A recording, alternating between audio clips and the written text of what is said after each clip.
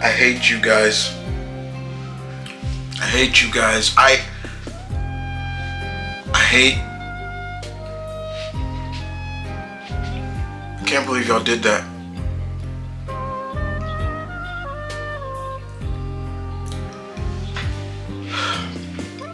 Today, guys,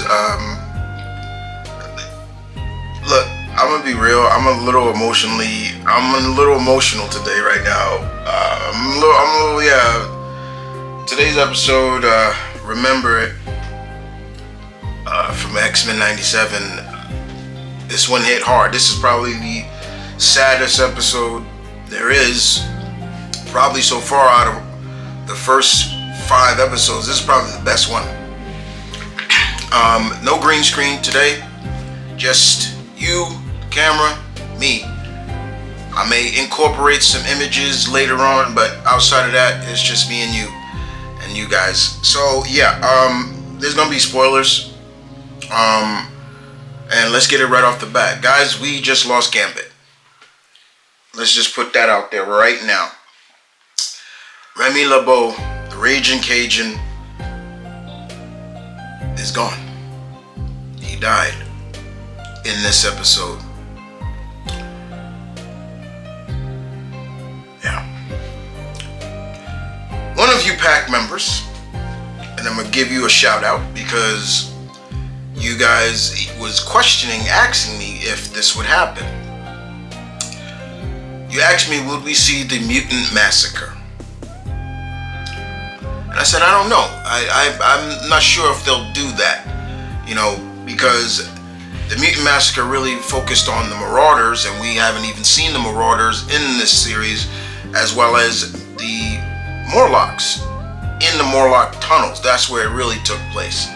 But then I forgot, after Caroline had mentioned that, I'm gonna put her out there, I forgot there was another massacre later on in X-Men comics. The Genosha massacre, which left Genosha in rubble. And today, ladies and gentlemen, we got that.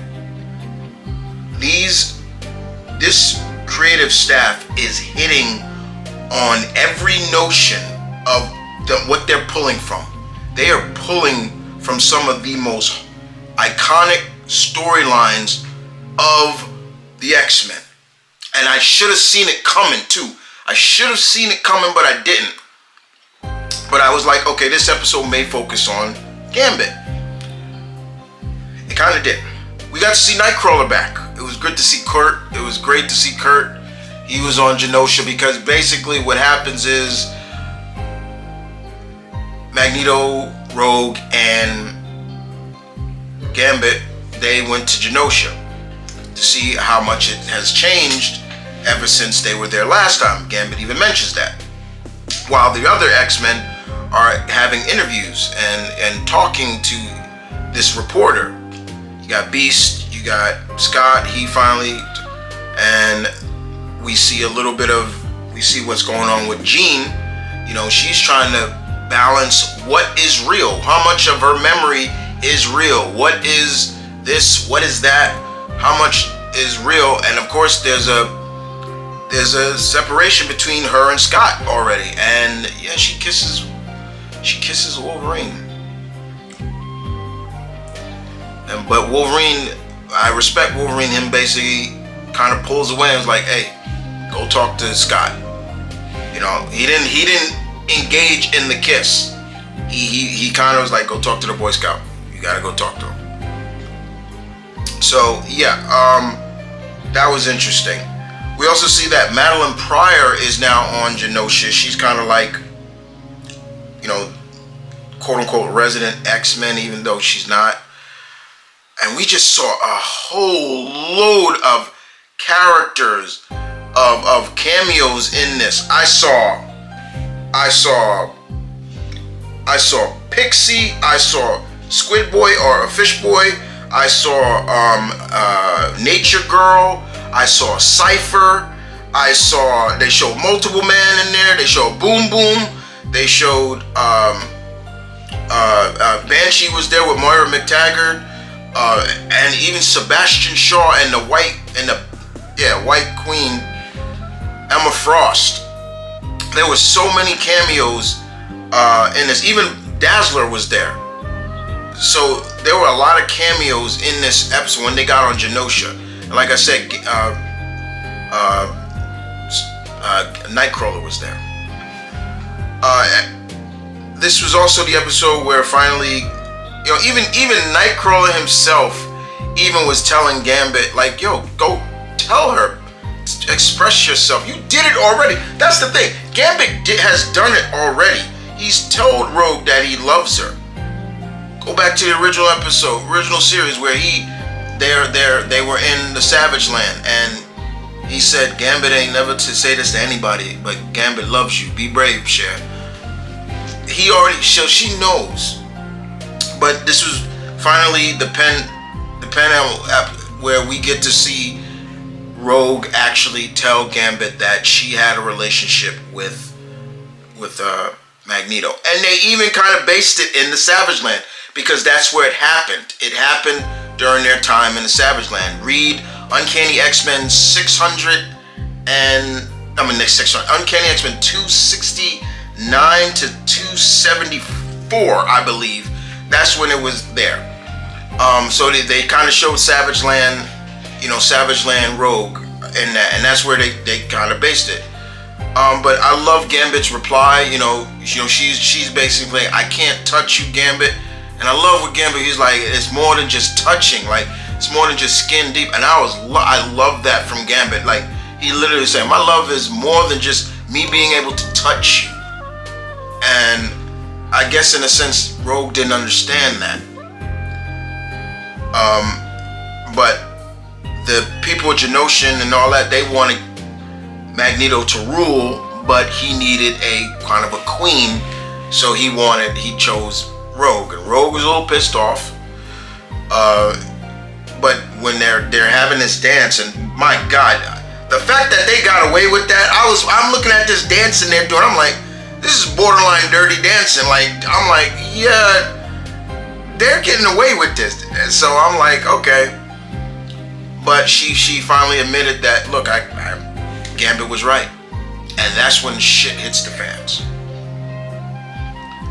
And we get a massacre of mutants on Genosha. Some kind of tricky sentinel. It had 3 heads, and it reminded me, I'm like, is that the Tri-Sentinel? I'm like, this gotta be the Tri-Sentinel that they're bringing in. And they just start wasting people. Nightcrawler, he got hurt, but he's alive. I was like, don't kill off Nightcrawler. I was like, but it looked like they killed off Banshee. He was in the air. Sean Cassidy was in the air, and he was yelling at, I believe, Rogue or somebody, and he just got hit. And I think he had Moira in his hand too. So I'm like, oh God. Like, you thinking they were getting massacred. And of course, Magneto comes in to help. He was whipping the Sentinel with a train. He took a monorail train and he was using that as a whip. I was like, okay. Gambit and Rogue were doing their thing. I was loving that. And eventually, it went south. It went south real fast, real quick. And I'm like, oh my God. And then it started kicking in real quick. My memory started coming back. I'm like, I know what this is now. I know what this is. I know what story they're pulling from now. First, I'm like, oh my God. I'm like, oh my God. First, I'm like, they are doing a mutant massacre, but their own way. And then I'm like, no. This is the annihilation in Genosha. And I'm like, yeah, this is during, I believe, Grant Morrison's time. And I'm like, and I'm just seeing it. And then the point, Magneto is trying, and then they even acknowledge Magneto as an Omega level, because I'm gonna keep calling it the Tri-Sentinel. and they even said Omega threat level on site, and so Magneto was keeping Gambit and Rogue safe. Rogue broke free. She tried to go after him. Gambit threw her, knocked her out of the way, and that was it. Next you know, Gambit just goes buck wild. This was probably the best depiction of Gambit in this series so far. He was dodging, he was bobbing, he was weaving, he's charging up, and all of a sudden they cut, the camera gets in close, and I knew what the fuck happened. As soon as that happened, I screamed out, no! I was like, no, and then they panned down and he was stabbed by this tricky tri-sentinel. However, like Gambit, like the Gambit that I know he is, he's always gonna leave with a smile on his face, and he did. He smiled, charged it up, kinetically charged that sentinel, kinetically charged that sumbitch and blew him up. But unfortunately, that was it. Gambit died. And you see Rogue with him, and she's just saying, I can't feel you. I'm like, what the hell? Like, y'all getting at me. And Magneto died too. It seemed like Magneto died too. Because they said mega threat level.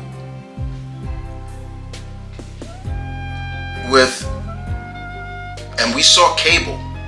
Cable was in an episode. Madeline got to see her son older. He came before the massacre started. You heard somebody saying, "Get off the beach, get off the beach," and next you know, Madeline saw him, and she looked into his eyes and she's like, "Nathan," and he said, and he body slided, and he said, "I'm sorry, Mom," this episode hit. What was interesting about Chris Potter, who was the original Gambit, voiced Cable in this episode.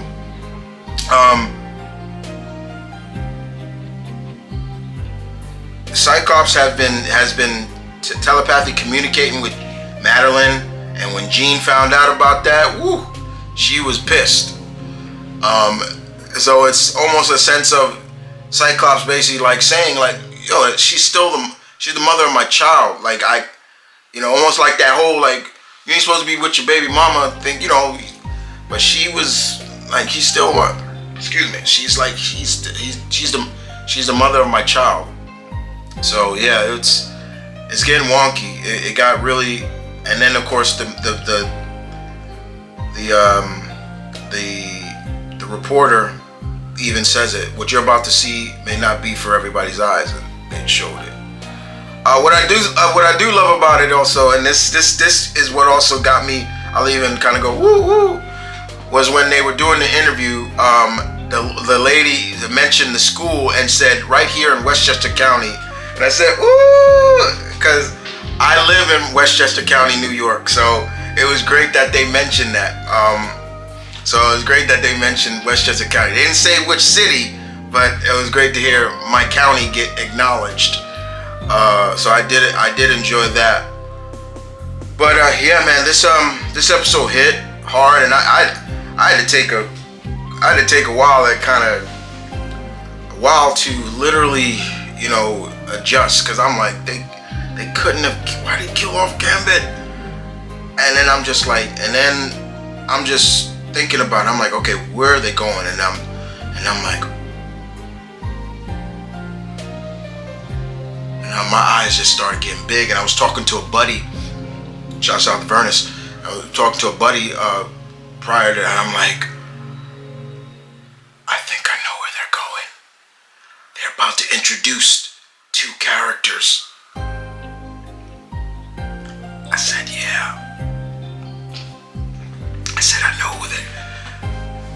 And he beat me to it, but I'm like, holy shit, yes. She was responsible for it too. So who am I talking about? Okay. The Genosha massacre that happened in the comics, that was kind of big, and who was responsible for it was Cassandra Nova, Professor Xavier's twin sister. Now, there's going to be a lot of people that don't know. The only comic readers, only people that read the source material will know her. She was responsible for that. She had this tricky sentinel that just obliterated Genosha, left it in rubble. But also, and then I'm like, yeah, that could be it. And then when I looked at the finale, the 3-part finale, what the title is called Tolerance is Extinction or something like that, if I remember correctly. I'm like, wait a minute.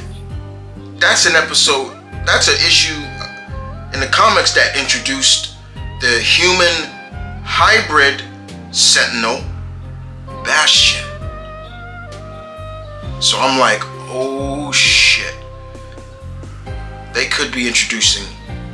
And more importantly, then after that, I started thinking about the deaths of some of the characters. Gambit, dead for now. Banshee, dead for now. And I'm just like, wait a minute. Hold up.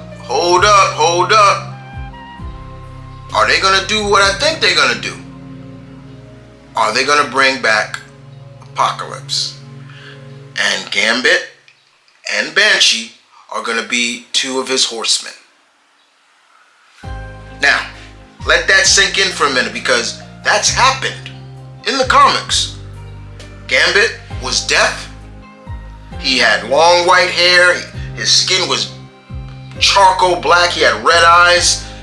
He was deaf. Banshee was a horseman as well. I forget what Banshee was. I think he was Famine. I can't remember. But I think he was under the Apocalypse twins. I can't remember. I think it was Apocalypse twins that made him, but that happened later on. But yeah, I was like, yeah. So I have a strong feeling, guys, we're going to see Gambit, but he's going to be a horseman next time. And it's probably going to take, and hopefully it'll probably take Rogue to break free where she actually touches him. I have this strong feeling that Rogue-centered episode after Life Death Part 2, which is next week, we're going to see either they're going to have Rogue be able to probably master her powers like she did in the comic. Go away for a while, go on that little walkabout that she did, and learn how to control her without being able to shut it off. When she needs to touch somebody, shut it off. When she needs to use her powers, turns it on. Yeah, I have a strong feeling that could happen. I could be wrong. If I'm wrong, I'm wrong. But yeah, I see where y'all going with this. It's gonna be hard when Storm hears this. Like, that's gonna kill her to hear that. But this was the hardest episode ever. This was the hardest episode in the series so far, because I did not expect that. I did not expect them to kill off 2. They killed off 2 people already, and both of them are fan favorites. And I posted on my social media account. I said something in French that basically said, "Rest in peace, my friend. I'm proud of you." I'm just like, I put that. I was just like, oh. I said there's probably people that are gonna understand what I'm saying, but I did not. And that scene of Rogue holding Gambit, it just reminded me of so many tragedy scenes, panels in comics. I started thinking about Superman holding Kara. I was thinking about Scott when he was holding Jean. It was just so many. I thought about so many tragedies in the series, and that was just, it was hard. It was really hard. This was hard. So that's why I was saying, God damn it, you creators, you writers, God damn you. You didn't have, like, Y'all hit us hard with this one. This was hard. I look forward to Life or Death Part 2, but I have a feeling this episode is going to stick with me even till next week, because they hit this one hit. This one hit so hard, guys.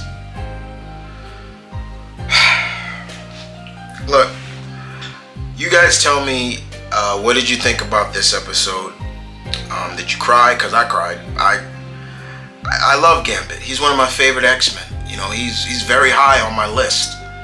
You know, and to see him die but go out fighting, it's tearful joys. It's tears, sorrow, and joy at the same time, because not only was he protecting the woman he loves, but he did what he needed to do. He took that sumbitch out, you know. So yeah, but mark my words, we're gonna see Cassandra Nova. We're gonna see Bastion. I have a strong feeling Gambit is gonna return as a horseman of apocalypse. He's gonna be Death, and even Banshee gonna be there. But the cameos that were in this was great. I know I'm missing a few, but there were a lot of them, you know. But